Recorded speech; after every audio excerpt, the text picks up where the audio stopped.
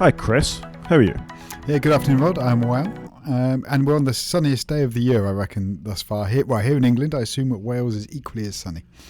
It's pretty nice. I was talking to my parents last night. They're on the west coast of Scotland, and the ferries were at risk being off yesterday, so we're definitely having better weather than the north. Is that right?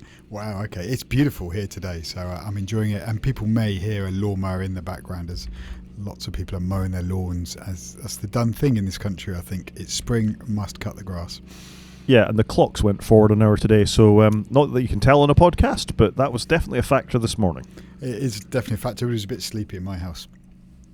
We better say what number we're on and what the date is then. So it's episode 166. It's the 30th of March, 2025. And should we dive straight into follow-up? Let's dive straight into follow-up. So first story that we're following up on. And this may come as a surprise to absolutely no one based on what we've been covering recently, is that apparently, according to Ars Technica, the EU will go easy with Apple Facebook to avoid invoking Trump's wrath. What do we think of this? Yeah, no, that is interesting. EU to go easy. Why do you think they're going to go easy?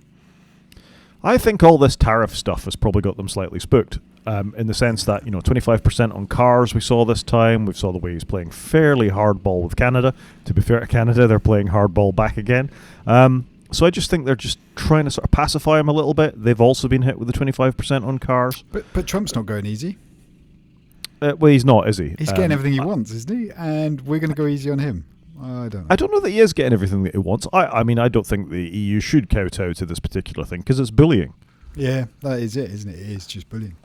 And Apple, and we've got an Apple story later on about the browser choice screen, and Facebook, and Google, and Microsoft have taken absolute advantage of the UK, the EU, and had that dominant market position. And I'm glad that an organisation is taking them to task on this, however unfair it may feel to the US companies that are involved in this. And, I'm sure he takes it personally as the president, but this doesn't feel right to me. I think they should be fined as they were planning to do so. I would concur with that statement. I think they should have, just been fined as they were going to do anyway. Why does it matter that their head of state is changed and is being Trump? I guess that's the thing to say, isn't it? Yeah, I guess. I mean, this is going to hurt Americans as much as people in the EU. That once these reciprocal tariffs are applied, that they'll pay more for their cars, they'll pay more for their parts, they'll pay more for whiskey from the UK or cheese from France or whatever else it is that's being imported into the UK. And it's not the government that's going to benefit from a tariff, it's either the companies doing the importing, and ultimately that cost gets passed on to the end user. So, yeah, I agree. The end user is the one that's going to hurt here. And that is the problem, isn't it? People buying cars. And I can understand some of what he's doing, but I'm not liking most of what he's doing, I must confess. No, I think that's fair. Something else that EU users may like, however, is that you can now set, should you choose to in the EU marketplaces, you can set Google Maps as your default navigation app. I think that's pretty good if you're all in the Google ecosystem. No, I think that is good. Look, as much as I am not, I think, sorry, I was just loading up the default app screen while we're talking. I think that is the right thing.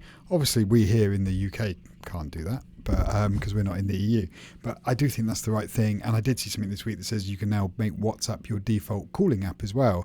So this is right, isn't it? Like, Apple, make the best apps and people won't want to change them. But if people do want to change them, give them the option. So this has got to be the right thing to do. And it's great that it's happening, but just do it everywhere. I'm fed up of these segmented differences. I agree, and it set me thinking, actually. We're going to talk about open source operating systems as we often do in this podcast, but wouldn't it be nice if we could choose OpenStreetMap if they have a mapping thing? So if you didn't want to support one of the big Google, Apple, the sort of big mapping companies, if you did want to support on a more open source effort, if you could set that to be your default app. I guess you will be able to if they allow it, but I guess OpenStreetMap need to do something and then Apple need to bless it. Well, I don't even know. I mean, I think a lot of driving directions, particularly, which, let's face it, driving and walking directions is mostly what we use these apps for. Well, I do. I guess if you're in a city and you're trying to work out where to eat, that's another use case as well, or where to visit. But just as a purely driving thing or walking thing, OpenStreetMap has the same information pretty much as one of the other big mapping things, but you need some sort of algorithm to be applied to the map in order to work out the best. It's not as the crow flies, it's taking account of one-way streets and traffic and yada, yada, yada, yada. But that's beside the point. You should be able to set whatever you want to be the default app, be it calling, be it maps, be it texting, be it whatever, email, as whatever you want. Yeah, no, I would concur. I would concur with that statement. But I reckon that probably is on OpenStreetMap to let, to submit it to Apple, and I guess Apple then to allow it to be done. I was just trying to think it through as you were talking. No, I think it's fair. It's just I think we agree on the same thing, which is it's my device. I bought it. I should be able to set whatever I choose to be the default app to beat it. Yeah, I would very much agree with that. It should be whatever you want it to be. But how long have we had the iPhone now? 2007. What are we now? 18 years in, and we can only just set some default apps, and more if you live in the EU. So it's taken a lot longer than anybody had expected, even longer than copy and paste. Yeah, copy and paste took long enough, and we still don't have a clipboard app, don't we? We don't have a universal clipboard, which it annoys me every single day. You want to use your iOS device to do most of your job on, and not have that. Next story, and this is follow up on our LLM pieces, is that Satya Nadella, who's the CEO of Microsoft, is setting DeepSeek to be the new bar for Microsoft's AI success. I think these companies were quite shaken up by DeepSeek at heart. I think so. I think it came out of left field. This one's a nightmare to try and read for anybody that doesn't have a Verge subscription, by the way. So it feels like DeepSeek's come out of left field, as it were, taken them all by surprise. I also think Microsoft maybe got too in bed with OpenAI. It feels like they really bet on one horse. And if you're not in full control of that horse, what happens if you don't like the direction they go in? And I think that Microsoft have come a little bit unstuck, which is a bit frustrating. So it does feel like DeepSeek has caught them. But you should be, such a fast-moving world, you should be hedging your bets. Kind of like Microsoft did when they wrote Windows. They made it work on, not just one chip. They wrote it to work on lots of different chips and architectures. So they do need to back multiple horses, I think, especially right now. So it makes sense. Well, this is where all the innovation is at the moment, isn't it, in computing? It's in software and it's in large language models and it's training them and the quantization and all the rest of it that goes into the generation of these large language models. And it has been interesting seeing Apple actually make a computer that are able to run the biggest of these models. You can run DeepSeek in its biggest thing because if you buy a Mac Studio with 512 gigs of RAM, you can actually keep it in memory while it does it. So, all right, it's a £5,000/$dollar computer, but that's a damn sight cheaper than banging some server full of NVIDIA H100s at $20,000 a pop or whatever they are. So, there is the facility to do this, and obviously Microsoft have data centers. This isn't an issue for them. But if you're a developer writing an LLM, you can only make use of the hardware and the software that you've got. So DeepSeek is interesting to resource-constrained people. Yeah, I would agree with that. And what is impressive, I think, with the Mac, I was going to say Mac Ultra, it's not the Mac Ultra, it's the Mac Studio with the Ultra chip. What's impressive with that is whilst it is £5,000, it's actually available to anybody to go out and buy. You haven't got to build anything. It is off the shelf in essence. So it is quite cool. So that it's that readily available. I get most people won't want 512 gig of RAM, but it's just there, isn't it? It's just available for somebody to consume should they want to have it. Should they want to have it. And I can hear the lawnmowers, Chris, so I'm sure the listeners are going to have a delight this week. I do apologise. They've just stopped. So hopefully we'll be good for the rest of the recording. We shall see. Moving on, and in AI-related news, you're a Garmin user, are you, when you go out for a run? So at the moment I've been running on my treadmill. I haven't been outside with it, but I did buy a Garmin, and I largely bought a Garmin because I just wanted a watch for running, and I thought, their brand awareness that Garmin have done, I think has been fantastic. I nearly bought an Apple Watch, the cheap one. I say cheap, they're 300 quid. But I bought a Garmin for about £100. It's fantastic. Now they're going to offer a AI-based subscription to as well, so it's not just the device anymore. They want you to buy an ongoing thing. I don't know if Garmin already had some sort of subscription-based model for their devices, or was it buy once and forget? For me, I've literally bought one of their cheapest devices. I just wanted something just to track my run. I didn't want it to be, it's not a watch I wear other than when I'm running. So I bought very cheap. And to be fair to Garmin, they have not pushed anything down my throat when I open their apps. Just kind of works. They didn't even push down my throat. This is how you link it to Apple Health, which was the one setting. It took me a long time to find. So I wasn't impressed with that piece, but the rest of it's been fantastic. I quite like Garmin as a company, and their build quality is very good. But this makes sense.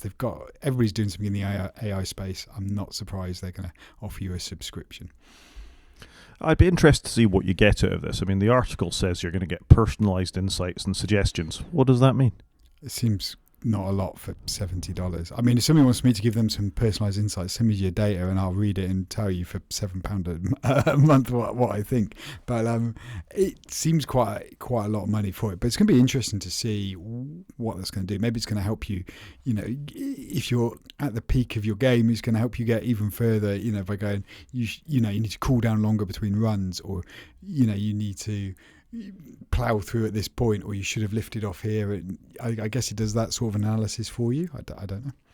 I guess we'll see. I mean, there is a link in the Verge article about showing Garmin Connect Plus and the kind of dashboard you get. And as they say, technically you should already have access to this data. I mean, I'm with you. If it could offer you hints if you're learning to run and you're taking too long between your sprints or your more active moments, cool down for a walk for 5 minutes or 50 seconds or whatever it is. This could personalize it more to what it's seeing based on your heart rate and all the rest of it, rather than just monolithic run for one, walk for one, run for one. That would probably be a little more useful, but I don't see why I should have to pay for that. Surely I've already spent a couple of £100 on a device and it should do that kind of stuff for me already. Yeah, I'd have thought so, but everyone's trying to come up with a subscription, aren't they, to grow their revenue. For me, I just want to track my distance. How far have I run? That's what I really care about. I'm probably not the best use case for this. Fair enough. A new use case for Steve Troughton-Smith, longtime Apple fan, developer of many good Apple apps, including Pastel and Broadcasts, appears to be completely changing and walking away from Apple. He's posted this week that he's buying some Google Pixel phones and has been talking about Google Pixel watches and doing all sorts of stuff like that recently. So I think there's a change afoot in the Apple development community. Yeah, this is quite serious, isn't it? He's been a developer for a long period of time. He even offered his apps up for sale if anybody wanted to buy them. He's obviously walking away from that world, which is sad because he'd been in it for so long. Google Pixel's a good-looking phone, though. Yeah, it's a great-looking phone, and I got to say, having an earlier version of this, I think I've got a 7 as my sort of Android tester phone. Well made as well, just as well put together as an iPhone. The software is definitely quite strong. The features you get on them are impressive, and it's interesting. Apple are going to be copying this command bar sort of view for the camera along the top, aren't they, for the iPhone Air? So, It is mad that Apple are going to copy their layout. I find that absolutely bonkers, but it's going to be interesting to see how it goes and what they're going to fill it with. But the Google Pixels always looked a good phone. I think they are a good phone. The always-on display thing, and I say this again and again, their notification system is better on Android, and I absolutely love the fact that they've got a database of what music is playing just in the background that sits on the lock screen of your phone. So if there's ambient music in the background, it tells you what's there without you having to go look for it. Now, I think Apple have a company that can do this, Shazam. So why aren't iPhones able to offer this? I've never really worked out the Shazam acquisition because they've acquired Shazam, but it's always just they've never really done anything with it, and I don't really understand why. You spend a lot of money on it. It's great tech. Most people don't even realise they've got Shazam. I just don't understand why they've lowballed it so badly. You could say the same of Beats. I know we're going to be talking about. Are we going to be talking about Beats? I can't remember if I included the story or not. Yeah. Shazam is an odd acquisition for Apple. I mean, they have an immense database of music, obviously, because they offer a streaming service. Did they need Shazam? Could they not have built something like this themselves? Yeah, but then Apple can't build it, though, can they? But why buy it and then not give it to the masses? Most of my family probably don't even know they've got Shazam on their phone. Exactly, even though you can put lock screen widgets and things for it. Why doesn't it just sit there passively in the background listening, like the same way that Google Pixel phones do? I'm not sure if I'd want it passively listening all the time, but I think I'd want it. They should at least prompt you whether you want to do that. Yeah, without it using a lot of battery, which the Pixels can do. Anyway, Steve has bought a pink phone here. I think it's a real shame because he's a credit to the community, Steve Troughton-Smith. He's an acute observer, obviously lives in Ireland, so has a slightly more EU view on things, which I think we probably tend towards as well.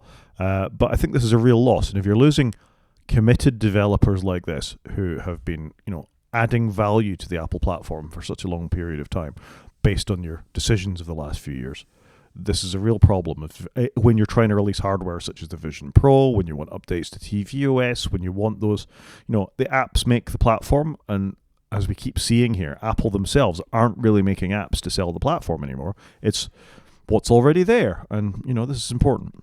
Yeah, no, I completely agree with you. I think it's a shame. He's a good developer and he, like you say, had a good commentary, but it's a sign of the times, isn't it? Maybe he'll just dip his toes and come back. We'll see. But interesting all the same. Sticking with the EU a little bit, and this is how you get it right, Apple. You were ordered by the EU to offer a browser choice screen. You did it. It works. They're leaving you alone now. Just do that then. People did complain about it. They had to make some tweaks, but yeah, they largely did do it. And it probably hasn't hurt their world that badly, I wouldn't imagine. I just wish they would open it up to the rest of the world. This is the problem now, I think. Just get it open to the rest of the world, and then you'll get less of these. No, but what you said a minute ago is, if you offer them a choice, 99% of people will probably choose Safari or choose the built-in app anyway. So they have nothing to lose and everything to gain by giving the option of choice for those that really want it. And most people will continue to use Apple Pay or, make use of the internal app store rather than downloading a marketplace. I just think it's so short-sighted of them. I completely agree. And then they can get forced to do it. Then they get legal people getting involved. And I don't understand it, why they're picking so many fights. No, I don't get it either. Should we do some news? Let's do some news. So, first up, Windows 11 is closing yet another loophole. So this is only in the developer insider, I think they call it insider circle, don't they, in Windows developer land. There was a shortcut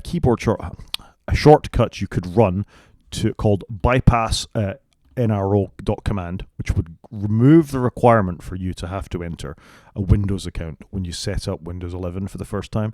Anyway, in this insider build, Microsoft are getting rid of it. And this is just yet another way for them to force you to opt into all their, what can I say nicely, marketing of their operating system the first time you log into it.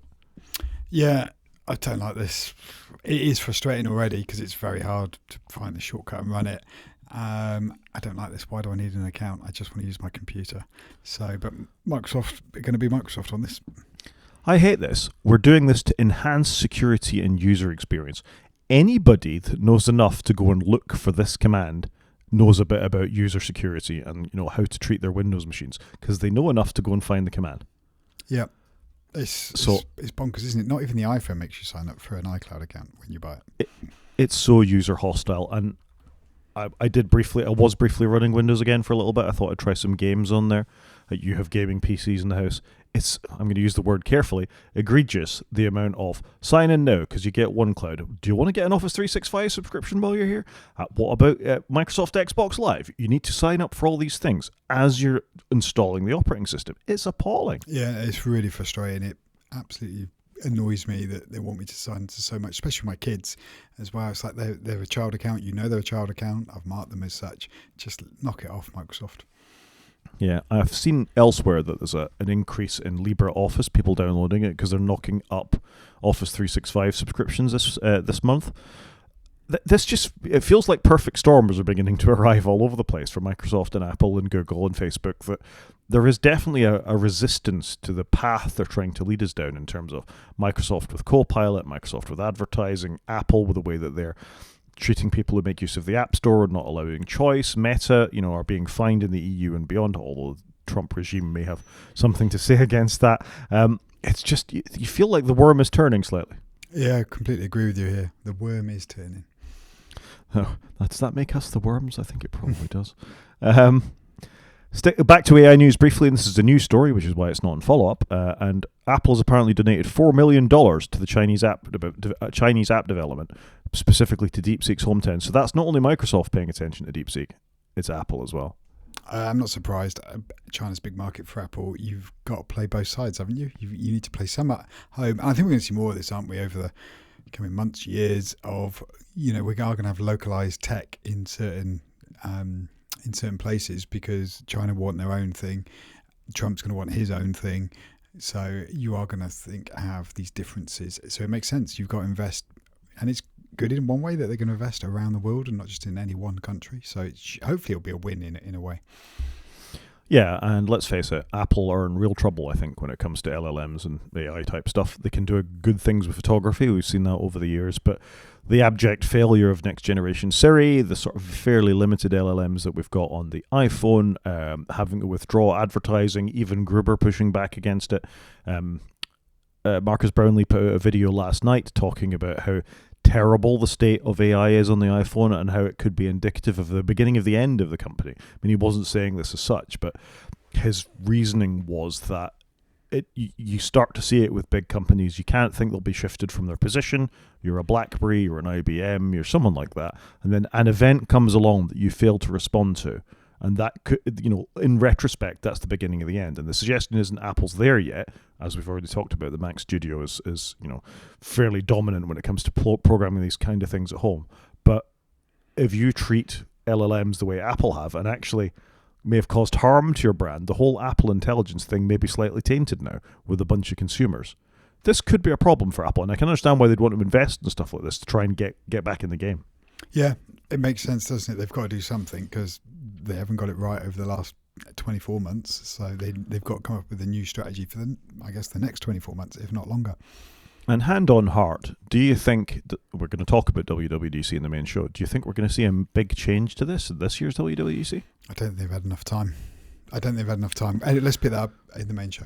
We'll talk about that in the main show. Moving on to a subject closer and closer to my heart as time passes on. I just thought it was fascinating. The United Nations endorsing the use of open source, of open information and communications technology, and just the list of organizations that the United Nations endorses to work with as part of this sort of initiative for open computing and open platforms. And as you look at some of the organizations here, European Open Source Academy, Matrix, which is an open chat, like a Slack or a Teams or something like that, but an open source version of that. Rocket Chat, another chat thing. Linux altogether in terms of the Linux Foundation, the Eclipse Foundation for development of code and all the rest of it. I think this is really fascinating that you've got a big worldwide organization absolutely putting their stamp on open source technologies. It's good. It's got to be the right thing to do, hasn't it? And not very many, though, only 16, but I guess it's way better than 0. Oh, well, they've joined the OSI, so I presume, there's more than that. It takes it from 17, but you've got to start with somewhere. And again, given American hegemony in technology, I think it's important that you begin to realize this. I mean, you've got some important things in here. Nextcloud are part of this, so you can run your own clouds on your own servers without being responsible to others.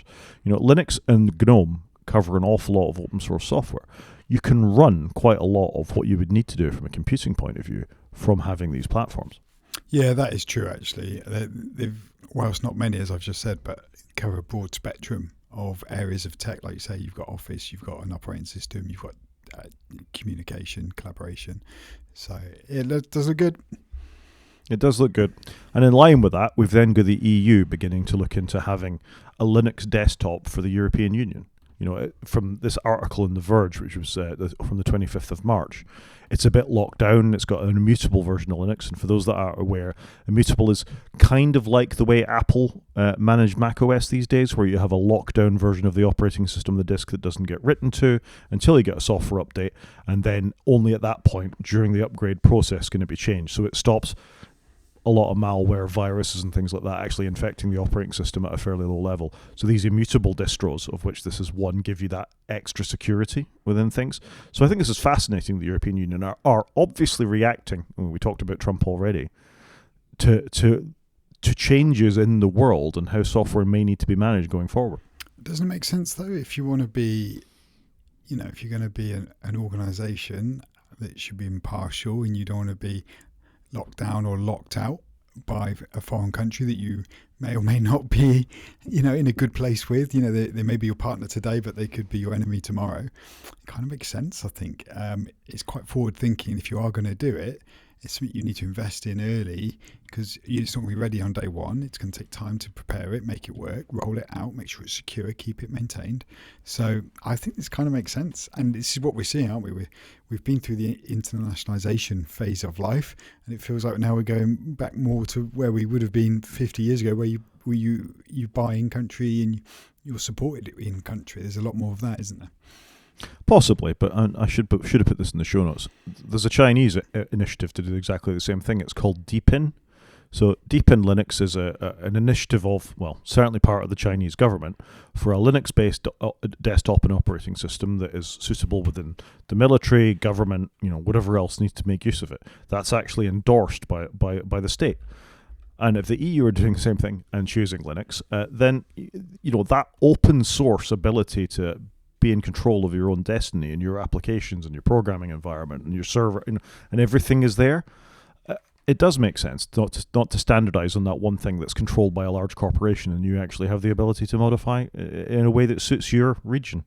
Yeah, no, I think it does make a lot of sense, doesn't it? I kind of get it, and like I say, it removes then your lock-in to a specific country providing you support or OS or vulnerability fixes, and I think it does make sense, and I can see more of this happening. Can you not? Yeah. No, totally. It feels like the path at the moment, unless there's a drastic change in America, I think. And isn't it weird it's become like this? I was reflecting, we used to run quite a happy little podcast talking about cool gadgets and gizmos that came out of Apple and the occasional nice car or something. And we've become so political that it'd be quite nice to find the odd sort of good news story for something that's nice to talk about. Maybe we'll have a big effort to do that at some point. Yeah, I think that's fair. We've definitely got more legal and political as the world, I think. Yeah, I think it's a sign of the times, isn't it? 100%. Tell us about Apple preparing a new, fantastic, innovative thing. Yeah, Apple are bringing us some Beats cables. Moving on. This is such a terrible story. It's such a terrible story, I think we had to feature it. It's not even they've released new Beats charging cables. They're preparing to release new Beats charging cables. Wow. I kind of think the thing here surely is that it's very slow at the moment, is it not? It's a very slow month, and Apple will bring in some USB-C to USB-C with the Beats logo on it. They probably should have done this before because they've been very slow at bringing anything out, really. So I don't really understand why they've taken so long to use the Beats branding. I think they bought Beats because it was the streaming platform, and then they didn't really think about it I don't think they really had a plan for the headphones and everything else, and they've really struggled with it. And this makes a lot of sense. People like their branded stuff. Why aren't they challenging, in the Anchor space and stuff? They should be. They make good cables. Why not stick the Beats brand on it and have a rival brand for that? I think it's a good idea. Of course, what we don't know is, do Anchor make the cables for Apple in the first place? These just could be braided Anchor cables. Yeah, they could just be vanilla cables, but why wouldn't Apple have their own, branded ones? Because nobody really buys Apple cables third party, but they might be more inclined to buy Beats ones. I don't know. Why not? Do them in good colours. Get them out there. I wouldn't have thought so. I mean, surely it comes in the box, or it's some generic no-name thing you've bought off Amazon or Argos or something. Yeah, and I guess a lot of people just buy Amazon Basics because, to be fair to Amazon Basics, it's a rubbish name, but they make pretty good stuff. Yeah, but you got to buy off Amazon. That is the problem. But Amazon turned up at our house today, and it was like an Amazon distribution point for a short period of time in our house. Yeah, it's a thought. And I mean, it is what it is, I guess. It's not very interesting. You've got Beats branded cables to go with your Beats branded headphones to stream your Beats spot streaming service with, I suppose. I don't know. But, good cables are worth spending the money on. They last a bit longer, or they're less likely to end up as e-waste. If you need it, I guess you need it. But we all know that a cheap cable to transmit power or audio is the same as an expensive cable to transmit audio or power, unless it's a Thunderbolt 4 or 5 cable, obviously. But you can't tell that by looking at these cables. All you know is they've got Beats logos on them. It does kind of show what a slow month we're having there, right? That we're talking about cables in the podcast, yeah. 100%. It's absolutely bonkers, isn't it? If this is short today, this is why we're reduced to talking about cables. Bad days. It is what it is. Moving on, another story, and this should probably have gone in follow-up now I think about it, but apparently Apple has been barred from taking part in the Google Antitrust trial. This was already hinted at. We know the Department of Justice in America is going to break up Google in some way, but I suspect Apple were hoping to take the stand and say how important it is to their business that they get paid $20 billion a year by Google, but they've been barred from taking part in the court case. It's going to be interesting, isn't it? This whole thing just blows my mind. Like, what are they going to do? What, you know what I mean? How are they going to break up Google? What are the implications? We kind of think it's going to be good, but is it going to be good? Is it going to be bad? We just don't know. It's super interesting. Well, we thought Microsoft was going to get broken up at one point, and it didn't actually happen. They got what amounted to a slap on the wrist, really. So I won't believe it till I see it. Yeah, I would concur with that statement. Yeah, won't believe it till we see it. Yep, exactly. Moving on, and in news I never thought would happen, apparently Apple is thinking about spending up to $1 billion on NVIDIA servers for AI. Do you remember when Apple fell out with NVIDIA?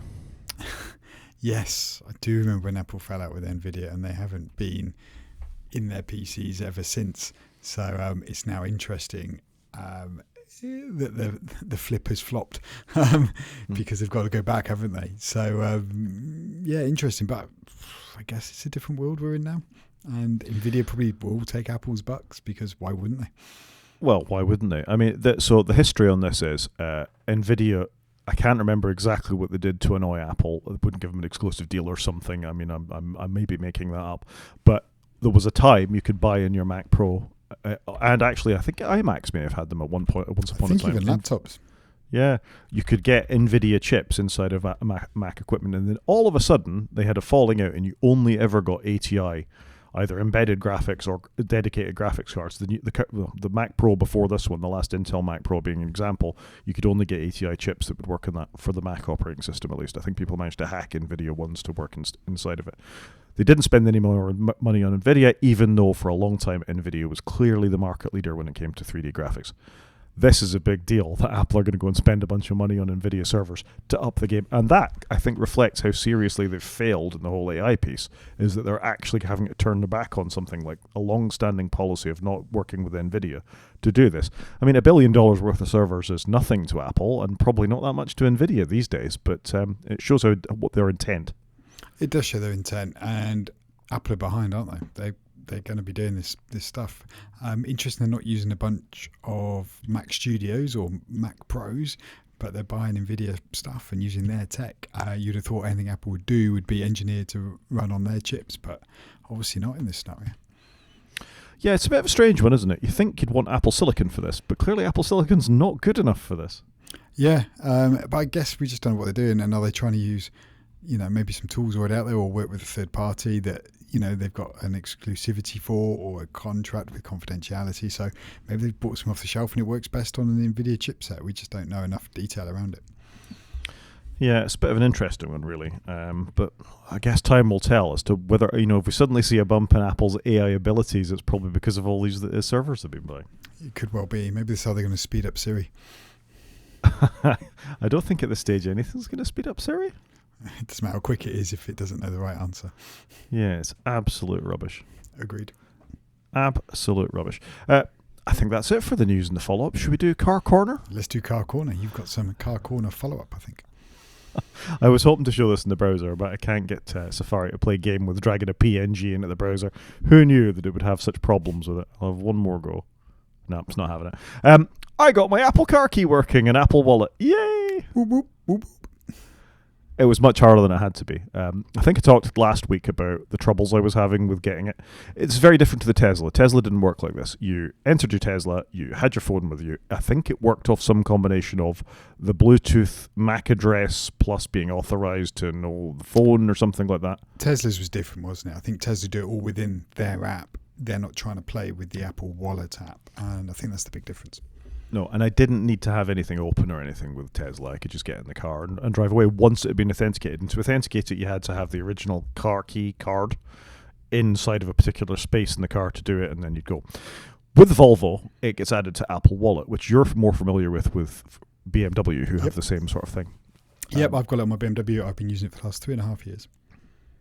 So it obviously works reasonably well. It was news to me. I'm going to prove to the viewers of the YouTube video at least that it's there. So there you go, Volvo. You can see it on the webcam there. Quite interesting. Much harder to get working than it should have been. Some people on the internet, it worked for them instantly once the software update was there. For me, I actually had to delete my Volvo ID and re-add my Volvo ID, and not to the car, but via a web browser, which caused all manner of issues with the car, deleting the driving log and all sorts of bits and pieces. Some people on the internet had even more trouble with that if they had subscriptions to like Volvo charging services and all sorts of things, they all went away. So I was very tentative to do it. It's a bit like signing out of your iCloud and back in again. You really don't know what the impact is going to be.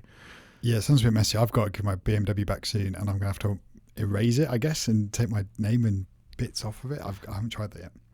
Yeah, it's really weird that. And when I was reading, I thought maybe it's because it wasn't a brand new one I bought. Maybe it was remnants of the old owner that were in there or something that was causing a problem. But anyway, as a last resort, I tried this, just delete and re-add your Volvo ID using the same email address.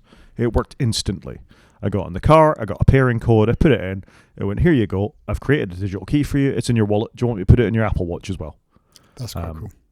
which was quite cool. I was able to share it, so my wife is able to use the same sort of thing, and it works really well. If I even look at the car when I'm near it, I see it unlock. If I walk past it wearing my watch, it unlocks. It locks again really quickly afterwards, but it actually works better than the digital key fob that came with the car so far. But yeah, I'm really pleased. I'm finally able to use a feature of the car. That is good news. And if anybody's got one of these, I'd recommend you go into the wallet app. You click on the 3 dots in the top. You go to options, and you can turn on express mode, so you don't need to take your phone out of your pocket. And yeah, you can share the key, so you can actually send the key to your children on their iPhones, and then you can change it though, so they can just unlock the car. And I've done that with mine. Yours sounds better than mine, I think, because you've got the wideband version, so you don't need to actually hold the phone next to it. I do on mine because it's a few years older. I actually have to hold the phone just up to the door, but I don't need to look at it because I've got express mode turned on. But I think it's quite cool tech, and in 3.5 years I've never used my actual car keys that came with my car. Fair enough. So I will report back on how well it's going and whether it leaves me stranded somewhere someday, but hopefully not. Like I say, I hope not. I've used it for a long time. For a while I did take a spare key with me, but then I got so confident with it I've not bothered. Yep, and I was the same with the Tesla at the end. I didn't carry the key cards with me at any point. I just relied on the phone, although that seemed to be madness. So the occasional person got completely locked out of their car. I'm really glad I don't drive a Tesla anymore, I got to say, based on some of the reports I see in America. Yesterday was National Day of Tesla protests across the world. There were 10 major protests around the world about Tesla. Lots more in America, but The Verge covered a thing in London. There was one in Denmark. There was several in America, New York and Chicago and other places. Some Tesla showrooms were clearing all the Teslas out of their showrooms in case they got set on fire. It was incredible. It's not a good look for a brand, like International Tesla Protest Day. Like, it's not a good thing, is it? And again, the American government, or at least Donald Trump, has said that if he sees damage to Tesla cars, he might designate you a domestic terrorist for attacking the Tesla car brand. This is the world we live in now. This is the world we live in. Should we talk about something more fun? Yeah, let's do it. Let's do media. So I am continuing still my Bond rewatch, and I think you're going to get updates for this as I continue through the series, and I've got as far as On Her Majesty's Secret Service, which is the first film without Sean Connery. It's George Lazenby that was in this one. The rest of the cast is the same, the producers, the music, everything. It is an official Bond film. I think it's from 1969. I think this film has the best music of any Bond film, and that might be a controversial statement, but I think it's terrific. I think it's a good film on the whole. I actually quite like this film. I'm surprised the popcorn meter is down at 64%, which I don't think I agree with. But it's a good film, and this actually came up in my Friday night quiz that I was doing to raise funds for a school. And there was a picture of George Lazenby, and obviously you've got to work out which film it is and who the actor is, and bang, straight in there. I knew that. Yep, George Lazenby only there for one Bond film, allegedly because he slept his way through the cast and then he slept his way through the crew, so they didn't invite him back. Wow. Yeah, I know. I mean, is he a method actor? I think he might have been. He was a watch model. I think he was an Australian model who just had the brass neck to walk up and apply for the audition and got it. And I think he does a cracking job as Bond. Actually, he's got just the right amount of swagger. Yeah, I think that's fair. I actually quite enjoyed the film. Shame he didn't come back and do more, but I can understand given what you've just said. I think I genuinely think he was a good Bond, and it was a good film. Amazing supporting turn by Diana Rigg as what turns out to be Bond's wife, and Telly Savalas as Blofeld, who's Kojak, and of course other things as well. It's a great film. Great skiing sequences. A lot of the stunts are really well done, particularly the bit on the bobsleigh where they're holding, one of the riders of the bobsleigh's head up against the ice wall as it's going by, and you think they did that once upon a time. I mean, as with all the 60s Bond films, the reverse screen stuff where you see the actors and they're projecting something behind them is very out of scale, but I can live with that. I just think it's a cracking film with a great soundtrack. I mean, you've got All the Time in the World by Satya, and then you've got the sort of Bond theme that runs through it, and it's terrific. Yep, that's a good film. And you don't want them to go and fix any of that stuff, I think, with CGI these days. So I should go back and watch it. And obviously, it's 1969, so CGI was not a thing. And it's amazing they knocked out 5 films in the space of about 6 years. Yeah, because obviously the pace has slowed down ever since then. Yeah, we get Connery back for the next one, and You Only Live Twice. No, Diamonds Are Forever, and then I'm on to Roger Moore. Good theme tune. Good theme tune. Second thing I've been watching, a bit of television. I think I talked about it last week. Daredevil Born Again on Disney+. This is a sequel, a follow-up to the original Daredevil Netflix shows. It's really good. I think the critic and audience scores is bearing this out. This is a real return to form and probably the best Marvel television we've had so far. So I like Charlie Cox, who plays this. There's a great supporting cast, and I think if you're at all interested in this, it's a great place to start. I am slightly interested in it, but I'm not a big Marvel person. I think we've learned that, so I'm not even going to suggest I might even watch it. Fair enough. Tell us about the studio. So I have watched a bit of the studio. It's on Apple TV Plus. It's written by Seth Rogen, I think developed by him. He's in it. He's directed it. He's done a bit of everything for it, and a load of other people. I don't know what to say about it, but for me, it got 95% on the Rotten Tomatoes reviewer score, which I don't agree with. 68% on the popcorn meter, which I possibly do agree with. I don't know. It's just all seemed a bit obvious what they're trying to do with it. And for some reason, they do really long takes, which normally I quite like it when they do a really long take and it works. But every take is just a really long take and it just gets a little frustrating. It doesn't become, oh, look, that take was really long. It was quite cool that they shot a huge scene and it lasted 2 minutes. But everyone's like that. And I don't think it really works because I think they've overplayed it. So I got about halfway through the first episode and I think I'm done with it, sadly, because I wanted it to be good. I quite like Seth Rogen, actually. I think he's quite good. I very much enjoyed him in Dumb Money. But yeah, not for me, sadly. That surprises me, because I haven't heard anything bad about this at all. Everything I've read, the Guardian's review of this was fawning, frankly. It was like they'd have given it 99% as critics, I think. But I think that goes with the values you're seeing there. 95% of reviewers love it. Maybe they do like all the long shots. I just found they overused it and they only scored 68% on the popcorn meter. So it's just not for me. You might enjoy it. I don't want to taint you too much. It'd be interesting if you watch a little bit of it and see what your take is. But I think there's better TV I could invest my time in. Fair enough. Severance. So I have gone back and I'm halfway through season 1 of Severance. So I've done what I said I was going to do.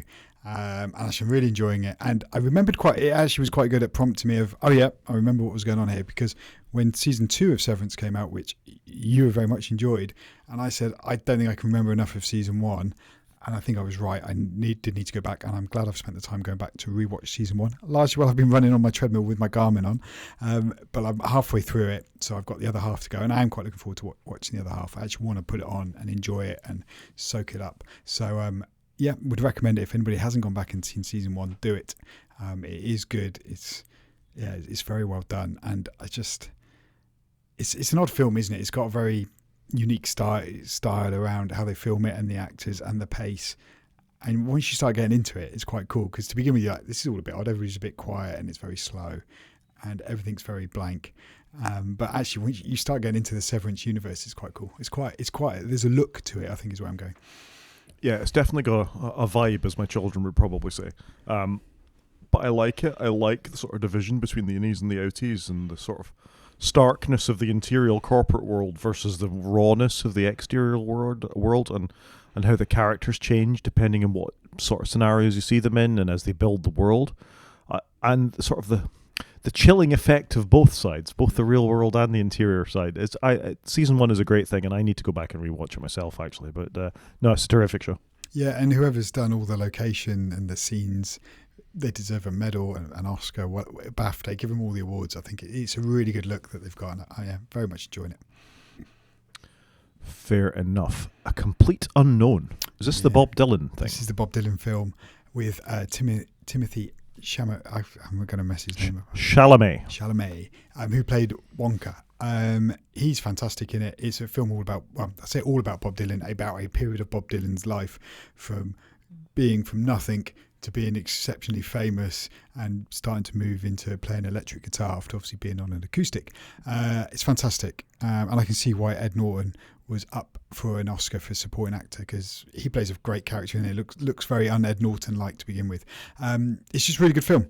I quite like a bit of Bob Dylan music, that helped, but just really well done. It's available on Apple TV, iTunes to purchase. I don't know if it's on any streaming. I got it on there, but it's fantastic. It's just a really good film. It looks beautiful, and to me, they seem to capture the era very well. I assume the cars were the right cars for that era in America. I wouldn't know, obviously, but just really good and interesting. The popcorn meter is at 95%, which I would go along with. I think it's a really good film. I would happily watch it again. Led led quite an interesting life and became very famous. And I think one of his albums is still like one of the best-selling albums ever, kind of thing. So yeah, fantastic. So would recommend some great tunes. And Elle Fanning as well, from The Great, who is a terrific actress. Yeah, I recognise her name, but I can't think where I've seen her in things. But the whole cast I thought was fantastic.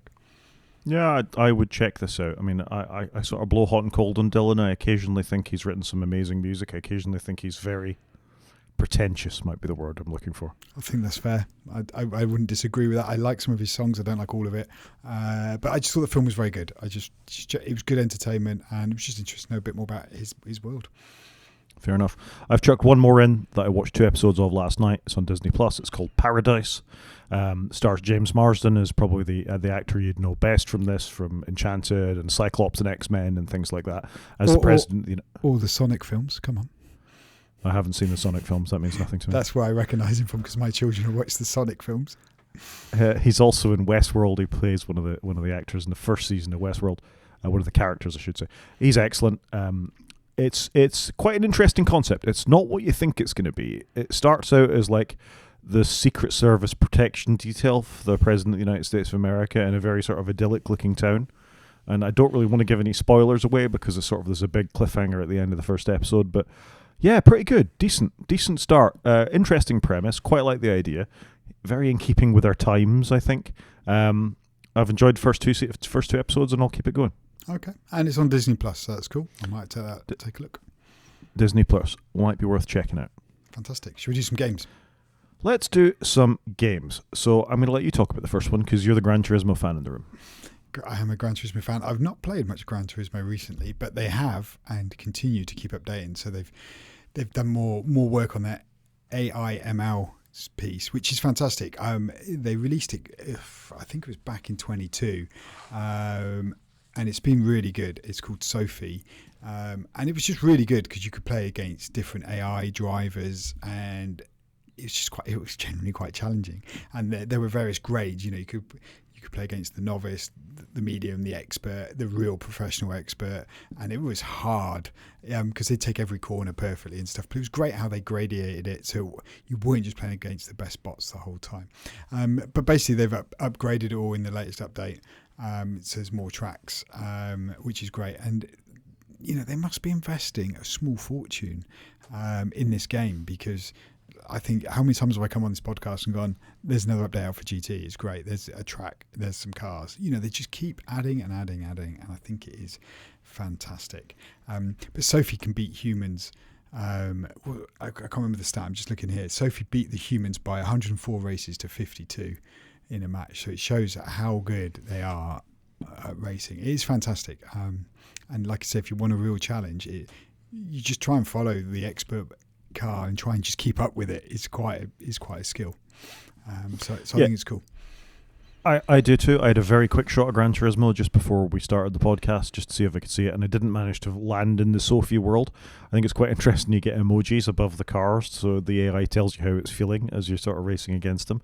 And that stat you put out of 104 races to 52 was in 2021, so presumably the AI's got better since then. This is interesting, isn't it? I wonder what the sort of payback for Sony is on this. Sony make a car now. They make the Afeela in combination with Honda. Is it Honda? I think it's Honda. Surely having clever AI from something you've trained in automotive space against lots of actual human beings may actually be quite valuable if you're trying to build in collision avoidance and all sorts of things into your car. There's probably some sort of payback here for Sony. Yeah, you'd have thought. You've got to assume there's an overlap there. And like you said there's like an emoji above the car of their face. And, if you bump into them, the face gets a bit angrier. You know what I mean? If they overtake you, they're a bit happier. They've obviously trying to reflect real human emotions in how they drive and stuff. It's just really cool how they do it, but it is hard. If you think you're a good racer, race against one of these, it's really well done. I just want to point out the most interesting thing about this update has been they've added the Renault Kangoo as a potential car you can drive. I did see the Renault Kangoo make an appearance, and they do put some odd cars in every now and again. I think it's quite cool. It's a bit of an odd choice, the Renault Kangoo. I always think it looks like some sort of bread van. Also the same car as a Citroen Berlingo and some Vauxhall that I can't remember. Yeah, they all share the same sort of wheelbase, don't they? Same platform.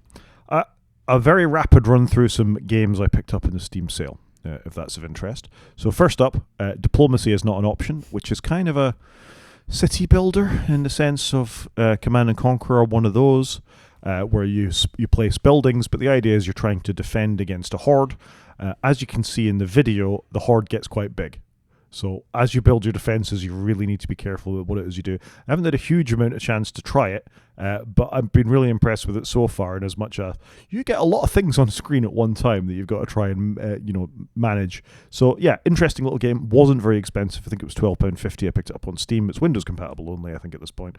Works on Linux too. Yeah, it's quite interesting, isn't it? You've not only got to build a city, but also try and save the city from a mass horde of an army coming to get you. So it's quite cool. Yeah, and there's some interesting mechanics in it as well. Like you can have fishermen, but there's only a finite amount of fish in the pond. So you've got to balance where your food sources come from. You've got to balance your forests if you're going to cut them down, as well as defending against this horde. So yeah, it's definitely an interesting concept, and it's got quite a unique sort of graphical style. I really quite like it. Yeah, it's quite a cool style. I like that. So I haven't had a lot of time to play on it because I also bought 2 other games while I was at it. I bought Nordhold, which, if you like a tower defense game like a Kingdom Rush or something like that, is like a pretty version of one of them. There's a bit of resource management in it as well, but guys go from one side of the screen to the other. You've got to build your building up at the same time, your sort of town up at the same time to improve your defenses. It was relatively cheap, I think. I got it as part of the deal. Buying Nordhold and and diplomacy is not an option together gave me a discount. I think it was £20 for both of them. This one is Mac compatible. If you like a bit of tower defense with a bit of extra management, this is it's a deeper game than I thought it was going to be when I picked it up. Yeah, you can see how it might escalate quite quickly. I guess it looks quite cool. I do like a tower defense game. I was always gutted that Field Runners died on the iPhone at some point because that was a fantastic game. It was. And then last but not least, I picked up Ixion, and I've actually spent the most amount of time on Ixion. If you, again, one of those sort of resource management games where you need to build woodcutters' huts and you need to make sure your fishermen are working and all that kind of stuff, that's quite a well understood genre, real-time strategy genre at this time, and then defend against it.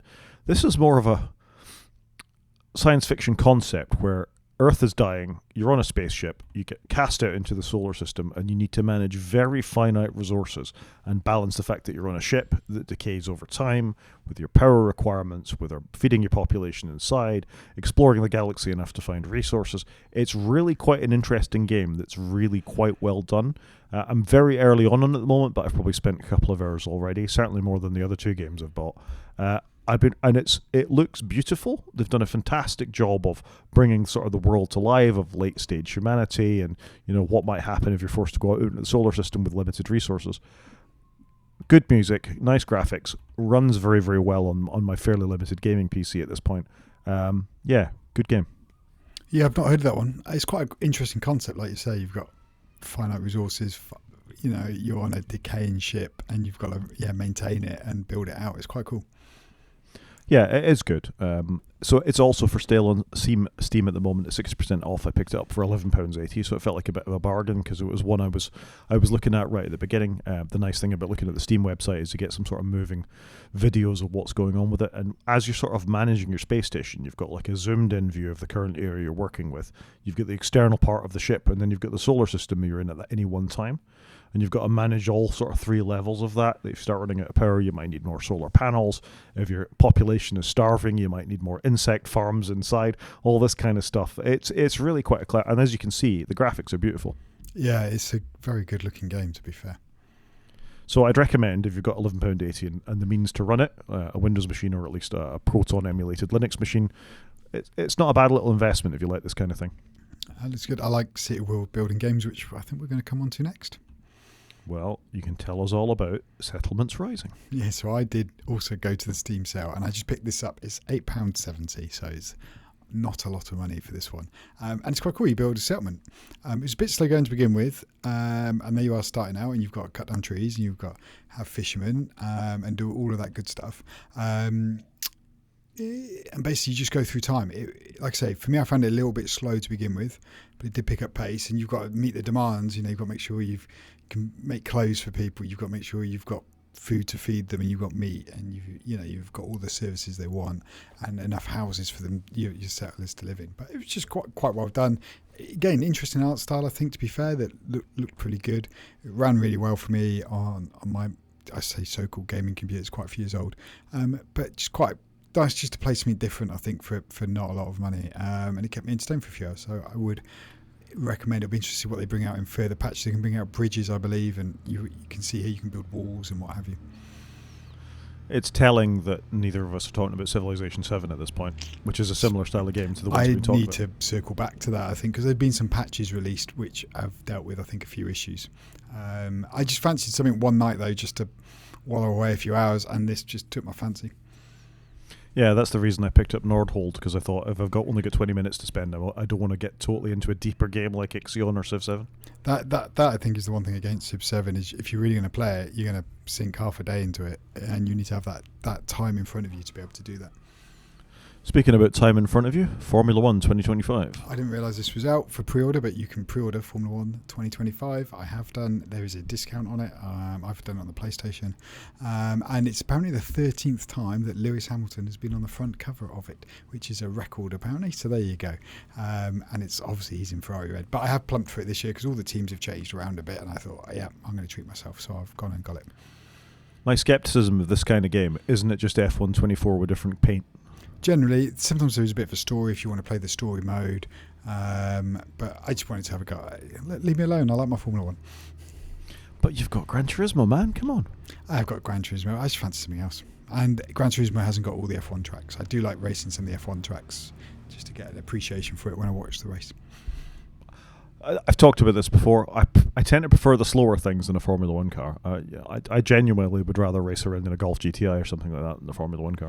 Yeah, I don't disagree with you because I don't think I've got the reactions for it. In the normal GT game, the faster cars are less exciting sometimes because you've got to be so pin sharp with your reactions. Yeah, that's what puts me off. Should we do a main show? Yep, let's do it. So only one topic really this week, and WWDC was announced. So WWDC is the Worldwide Developer Conference. This will be our third time of covering it on this podcast.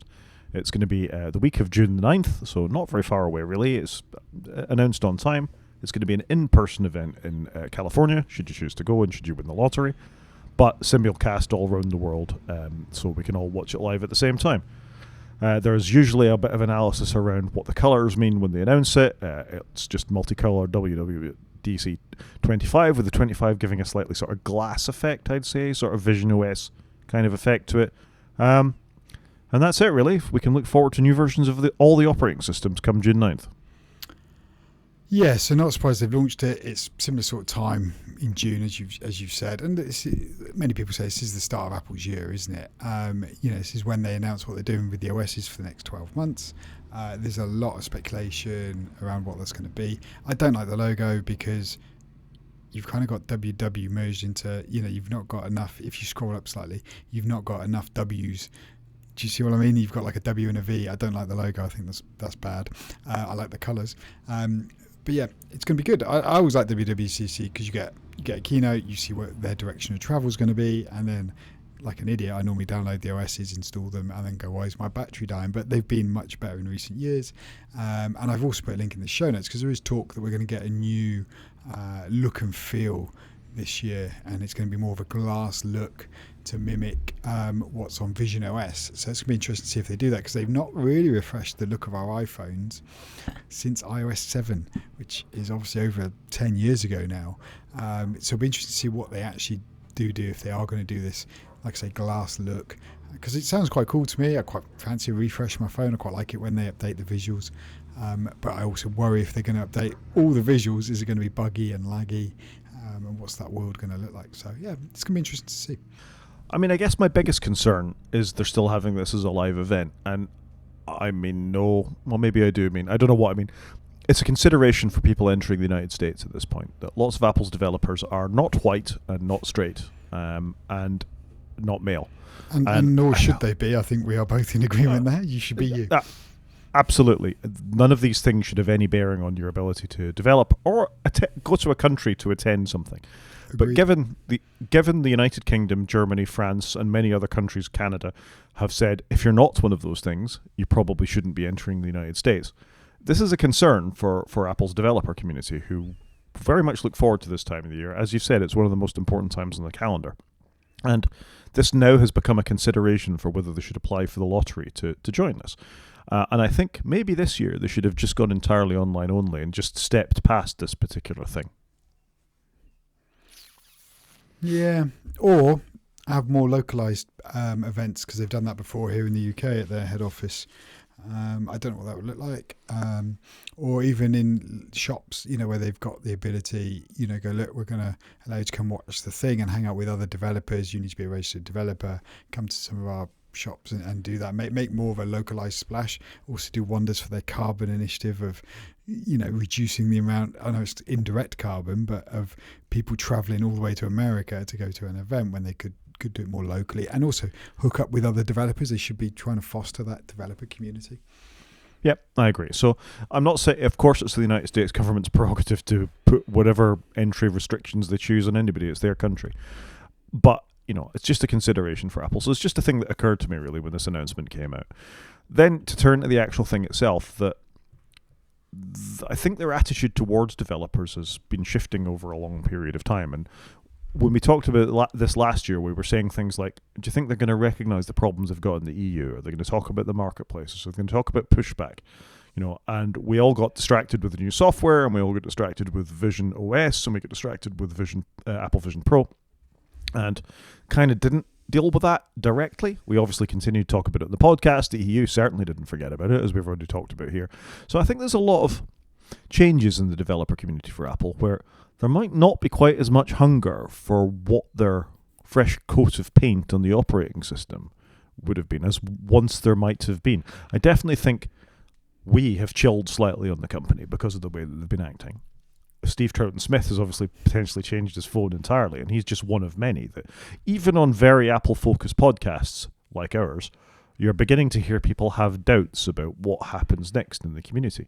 And Apple have got to walk a line of giving people what they want, not breaking everything and putting them off, but the vast majority of who their customers are, people who go and buy their phones, can be really badly put off by these kinds of changes. So even if it is just a coat of paint and shift an icon around, I remember the backlash of iOS 7, and your mum, your wife, isn't going to respond the same way to, oh, it's all right, it just looks a bit different, it performs the same way.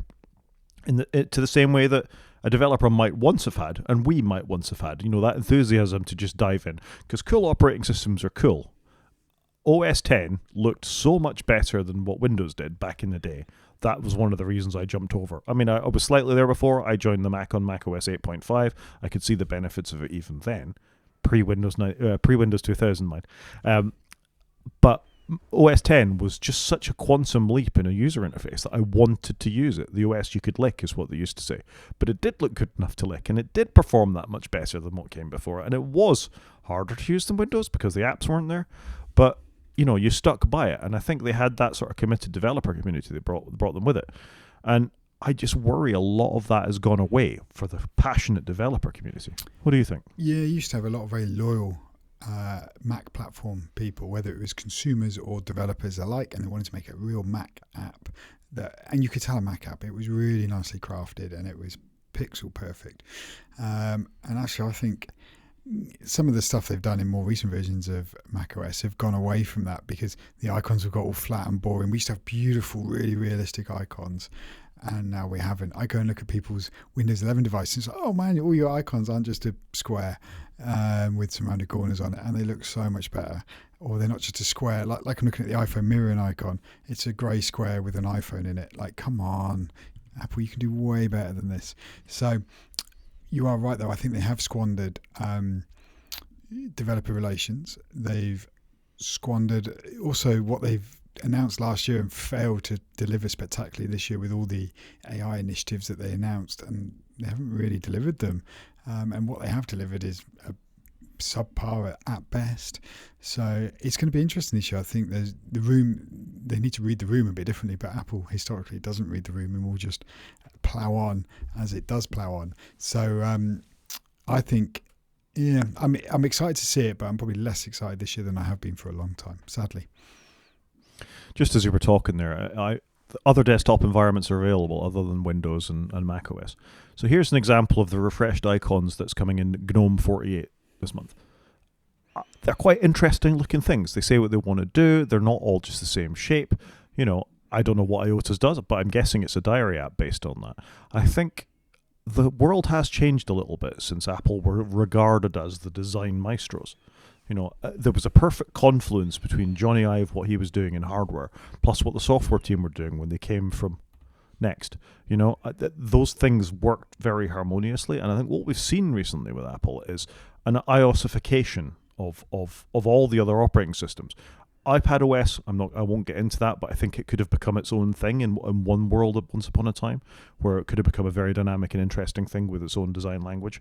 Let the form follow the device, the way Mac OS used to be, but this sort of shoving them all into the same box has led to what you've said there, a very generic experience where they don't let the devices be true to themselves.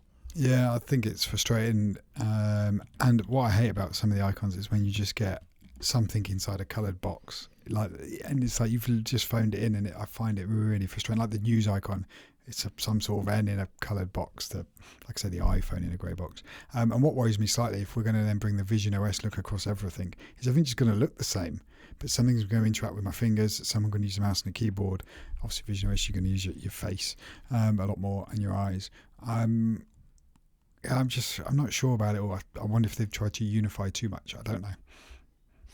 So I'm going to try and inject a bit of positivity. That's all of our negativity about it. But in the interest of having occasionally a positive podcast, I think they maybe do have an opportunity if they did speak to developers' concerns about these things. Even if all they said was, "We hear you," we listen to the room. We do appreciate that Vision OS didn't appeal to all of you because the device was too expensive. You're not sure if the time you're going to invest in it is going to be worth it because if we're going to release it. We're taking a look at the App Store team to see how things are released. We're speaking to the EU about, being more closely aligned with what the organizations want. All those kinds of things could potentially set developers up. We're going to look at our App Store fees, the 30%, the 20%. We're going to talk to Netflix and make that work. We're going to talk to Amazon, and so you can buy, books directly on the device. All those things that they could give a little bit and then take a mile, which is what they do. But I think there is an opportunity for them here to actually get some of that goodwill back, because we all want to like our favorite sports team, don't we? We want to appreciate that. Go back to the glory days of where you felt like you were on the right side of the technology platform with a company that was walking the walk and talking the talk. They were more private. They were trying to do the best thing they were saying they were trying to do the best thing for the environment while still making all of the money. But they've slipped so far from that I want them to give us that positive effect as developers and consumers of the devices and platforms.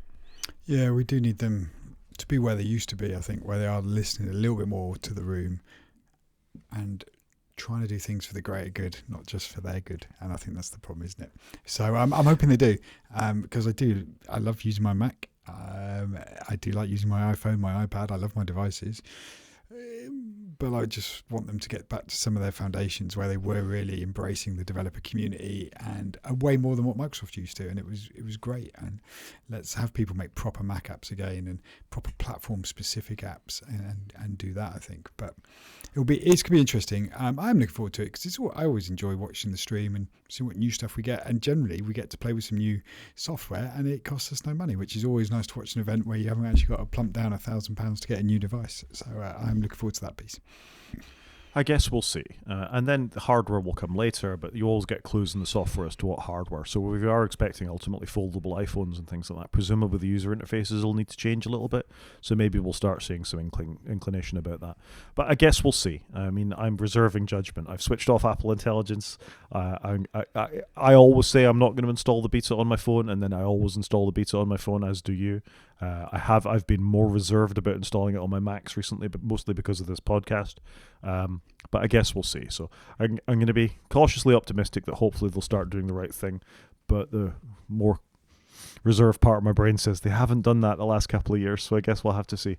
Yeah, I think we'll just have to wait and see. But it's good. And it's also good that Apple's maintaining their timetable, I think, because should they have pushed it out or should they be doing a casual update? That's a lot more bug fix. I don't know. It's going to be interesting to see.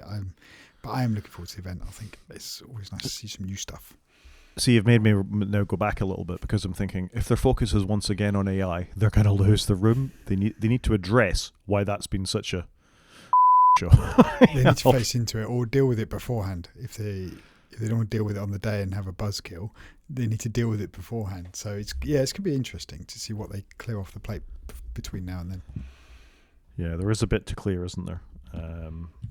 Be interesting. Anyway, I think that's probably it for WWDC. Should we do an app of the week? I don't think there's much to talk about at the moment because we just don't know. So we'll probably get some rumours nearer the time, won't we? And we'll get some accessibility stuff, because they always push the accessibility stuff out before the actual event, don't they? They've done that the last few years with sort of not visual intelligence, but describing a scene seen by the camera for people who are hard of vision. Visually challenged is maybe what I should have said more appropriately, but there we are. App of the week. Yeah, let's do app of the week. App of the week, LibreOffice. I talked before about how Microsoft are pushing their subscriptions up. For some people, Pages isn't good enough, particularly if you're on platforms and you want to be a bit more cross-platform compatible. I've been trying LibreOffice out on a couple of my machines because I don't like some of the Copilot stuff that's been forced down my neck at work. I don't like some of the other changes that have come along as part of it. So why not download a completely open source Office suite, as we've already talked about? The United Nations endorse it, so why not check it out? It's been around a long time. LibreOffice used to be called Free Office? Star Office, possibly. I forget. Yeah, I don't remember. LibreOffice has been around a long time. I mean, they've got 25 versions of it, so it's clearly been around a few years. It has been around a few years. It's a pretty good package, and I've been messing around with the word processor mostly. It does all the reviewing and stuff that you'd expect to do from a modern thing these days. It supports all the formatting options. You can choose whether you want an old-fashioned just menued interface in the way Word used to be, or the more modern Microsoft sort of style tabbed interface. I quite like the fact they let you choose back and forth between those things. It contains a word processor, a spreadsheet, a presentation, and a database format that similar to Access, but not Access, and works cross-platform, which is possibly a bad thing because nobody should ever use Access, but it is what it is. What I found fascinating was the presentation part of it. Present is what it's called. Opens Keynote files. Who knew it could do that? That's cool. That is cool. Because that is the problem, isn't it? If you want to use an Office piece of software, generally you need people to come with you, but if you can switch in between, that's what you need. Yeah, it's quite a decent suite of apps, I've got to say, and comes with an equation manager as well. It's neat. You can set it as default to save files in Word format. You don't need to use .odf files. You can save them as .powerpoint or .word or whatever, so it immediately makes you compatible. It does a great job of opening them. It's fairly seamless saving. If you use it on a Mac or Windows, all your fonts are already there. For Linux users, you can download Microsoft fonts if you want to be that sort of compatible, or use open source fonts. I've been really quite impressed with it, I got to say. It's a very solid Office suite, and I wonder what people really need of Microsoft Word or PowerPoint over and above this, really. Yeah, I guess it's just the corporate one, and for a lot of corporations where they tag labels and what have you, whether that's part of it. Tag labels. You can mark a document as confidential and internal, and that security piece, and you can mark something as for public consumption, or as the whole integration with SharePoint and what they call Azure labels. That's probably the one corporate tie-in that you really get. But I don't disagree with you. Companies could save themselves a fortune if they actually start moving away to software that's largely free, or that you pay a fraction if you're using it commercially, because the cost will never be anywhere near what Microsoft charge. No, I know. And I think, again, for 80% of users, home users, all of them could use something like this, unless something super specific within Word or PowerPoint that you're looking for. But just the very fact you can default it to save to those Microsoft formats, I think gives people a lot of mileage that you're not doing something weird over here, and you can open it up. So I'd encourage you, even if you've got Office and Pages, check it out. You've got no harm is done by you checking out this alternative Office suite. LibreOffice, app of the week. Yep, fair enough. It's a good one. Thing of the week. It's my thing of the week. I've done with something a bit weird this week. I've gone with eBay and Post Office. So I haven't used eBay in a long time. I haven't sold anything for ages, but I sold something last week. And I'm trying to have a bit of a clear out of old computer stuff and car stereos and what have you. And so I used eBay, and I found one to me that had something very similar to me. And I go, I want to sell something just like that. And you click the link, and then it pre-populates all the categories and everything for you. You set the price, upload your photos, put a bit of your description on, and then it says, do you want us to do the postage for you? Okay, do the postage. I assume I just have to go deal with that afterwards. Did all that, sold an item, and then Monday morning after the auction ended, I wrapped it all up, took it around the post office with a QR code and just gave it to them, and they said, yeah, it's all prepaid. Boom, sent it. It was with the person within 48 hours. I just thought the whole thing, they just removed all the friction for me, because I hate selling stuff on eBay, but they just made it so simple that I could list exactly what somebody else had, because I had the same make and model, and I could have all the postage prepaid, and literally the person just buys it, they paid for it, I just walk around the post office, it's done. What great use of tech. Just gave the person behind the counter a QR code and it was all bought and paid for. I just think the way eBay is linked up with our post office system here in the UK, I just thought it was fantastic. And just like I say, just remove that friction, and has actually inspired me to go and sell a few more things that I want to clear out the loft. So that was it. I think they've had that a couple of years, man.